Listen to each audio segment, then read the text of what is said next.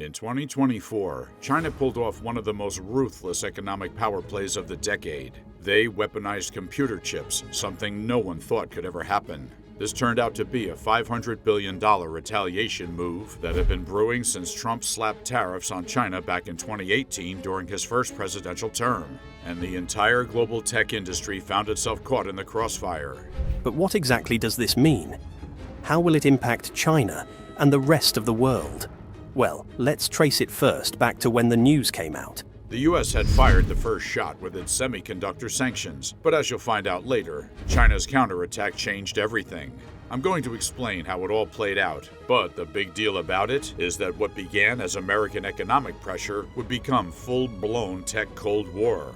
Now let me get this straight. Remember the beginning of 2018, when Trump hit China with sweeping tariffs on semiconductors, steel, and electronics? At the time, the White House framed it as a tough but fair move to protect American jobs and stop China from stealing US tech. And sure, in the short term, it looked like a win, because China made some small concessions and US companies got a temporary boost. But here's what nobody understood back then. China plays a different game. While Washington was warming up to trade deal headlines, Beijing was already working on its next move. They pumped billions into their own chipmaker, SMIC. They stockpiled patents. They quietly built up their own supply chains, preparing for the day they wouldn't need the US at all.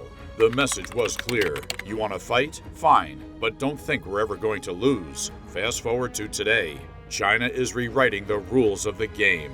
To put things into perspective, the CCP choked off ASML, the Dutch company that makes the machines needed to produce the world's most advanced chips. But it didn't stop there. They also froze out the TSMC, the Taiwanese chip-making giant that supplies everyone from Apple to Nvidia. And to make things even worse, they slammed the door on US tech investments in China. In other words, this is China saying, "You cut us off from your tech? Now we're cutting you off from ours." And the ripple effects are massive. The global chip shortage just got worse. US tech giants are scrambling, and allies like the Netherlands and Taiwan are stuck in the middle of a superpower showdown. Which begs the real question here, is this just a counterpunch, or has China already moved to checkmate? To draw a much clearer picture, let's rewind to 2018. Trump's team thought they had the perfect strategy. Hit China with tariffs, force them to play fair, and bring manufacturing back to America. On paper, it made sense. China was playing dirty, stealing IP, forcing tech transfers, dumping cheap microchips to undercut US firms. But as it turns out, the US had made a huge miscalculation. They assumed China would cave under pressure. Instead, Beijing doubled down. Think of it this way. While US chip makers like Intel struggled to keep up with R&D, China funneled unlimited state cash into SMIC. While American companies debated free market principles, China was building its own supply chains and preparing for total decoupling. So, did Trump underestimate China, or was this split inevitable? The stated rationale: ensuring China's digital sovereignty and securing its supply chain. Well, some experts say the tariffs forced China's hand, speeding up a breakup that was bound to happen. Others argue the US handed Beijing the perfect excuse to go all in on self-sufficiency. Either way, the result was the same. China no longer needed to play by Washington's rules. Let me explain. When the US blacklisted Huawei in 2019, it exposed just how fragile the global chip supply chain really was. Overnight, TSMC, the Taiwanese foundry that made chips for Huawei, was caught in the middle, forced to choose between the US markets and China's massive orders. Then came the real wake-up call. The tariffs didn't bring chip manufacturing back to America. Instead, they pushed China to build its own industry faster. SMIC, once years behind, suddenly closed the gap with Intel in some areas. Chinese firms stockpiled chip-making gear, preparing for the day they'd be cut off from the West. And the cost to the US was brutal. Intel fell behind TSMC and Samsung. ASML lost billions in Chinese sales due to US export controls, and American tech giants, from Apple to Nvidia, found themselves trapped between Washington's policies and Beijing's retaliation. And this is just the beginning. By the way, if you're enjoying watching, consider supporting our channel by hitting like and subscribing. It helps us bring even more content like this. Let's talk about the ASML blockade first, because this is where things get really interesting. As most of you might already know, the US spent years strong-arming the Netherlands to keep ASML's most advanced chip-making machines out of Chinese hands. But here's the crazy part. China just flipped the script. They weren't just accepting restrictions anymore, they were enforcing their own version. Now, ASML couldn't even service the equipment they'd already sold to Chinese customers. The Dutch government was caught between a rock and a hard place. Their biggest tech company was losing billions in revenue, all because of American pressure. What's even more distressing is that Washington's export controls were meant to cripple Chinese tech ambitions. But now, Beijing is using the exact same tactics against the West. Now, let's talk about the Taiwan Semiconductor Manufacturing Company, because this is where things get really dangerous for the global tech industry. You see, TSMC isn't just another random chip maker, it's the beating heart of everything from smartphones to fighter jets. China's latest moves have put TSMC in a terrible position, caught between China, its largest customer, and its most important ally, the US. For Taiwan, this is an existential crisis. The island's entire security strategy depends on TSMC being too valuable to lose. But here's the deal. American tech giants like Apple and Nvidia are completely dependent on TSMC as well. If China keeps turning up the heat, we could be looking at production delays, skyrocketing costs, and maybe even a complete cutoff from the Chinese market for these companies. Then there's the investment freeze, which might seem like a minor move, but could have massive consequences. After years of watching the US blacklist Chinese tech companies, Beijing is now returning the favor by shutting American investors out of China's semiconductor industry. Turns out, this is a strategic move to starve US firms of growth opportunities while China builds its own self-sufficient tech ecosystem. And the ripple effects are already being felt across multiple industries. Global chip shortages that were already bad could get much worse. AI development is slowing down because China controls critical materials.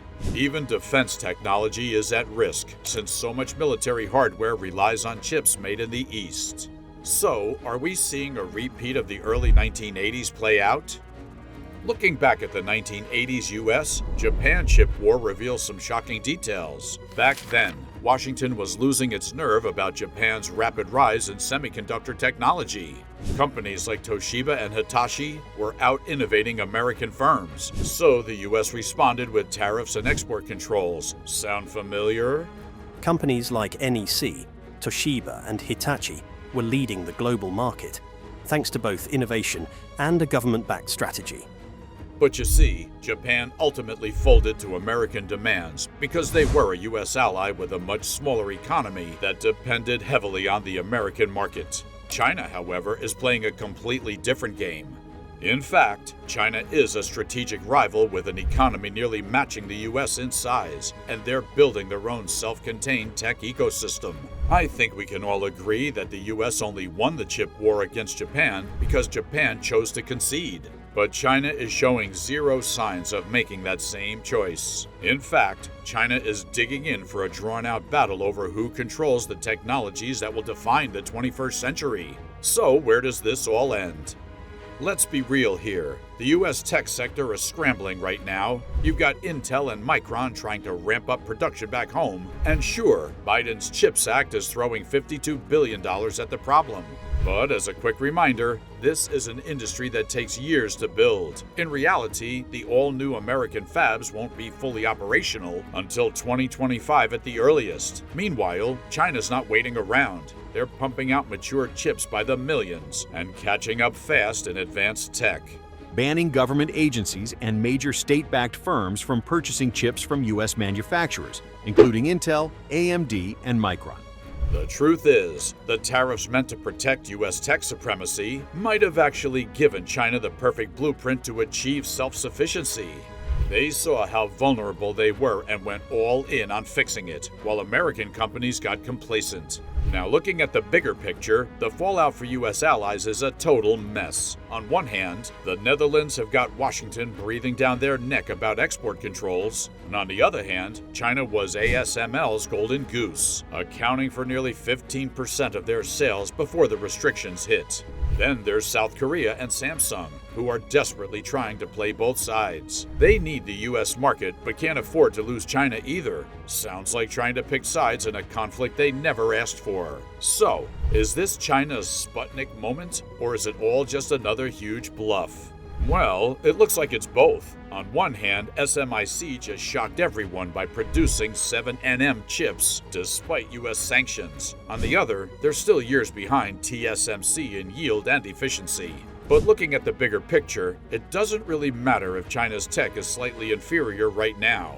What matters is that they're building an entirely separate tech ecosystem that doesn't need the West. And for Trump right now, this is terrible. The old playbook on tariffs and sanctions might have worked on Japan in the 1980s, but China's economy is too big and too solid to fold that easily. Even Trump himself recently admitted this when he said, "There's no difference between China and any other country except they're much larger." To wrap things up, the US might have started this fight with tariffs, but China just raised the stakes to a whole new level. And the entire global economy is getting caught in the crossfire. From Dutch tech firms to Taiwanese manufacturers to German automakers, supply chains that took decades to build are being ripped apart instantaneously. And next time you hear about another chip shortage on the news, think of it as the world order shifting in real time. The rules that govern global trade for the past 30 years are being rewritten right before our eyes, and nobody knows exactly how this ends. One thing's for sure though, the country that controls the chips will control the future, and right now, it's anyone's game. Let us know what you think in the comments section. We want to hear from you, and thanks for watching, and we'll see you in the next video.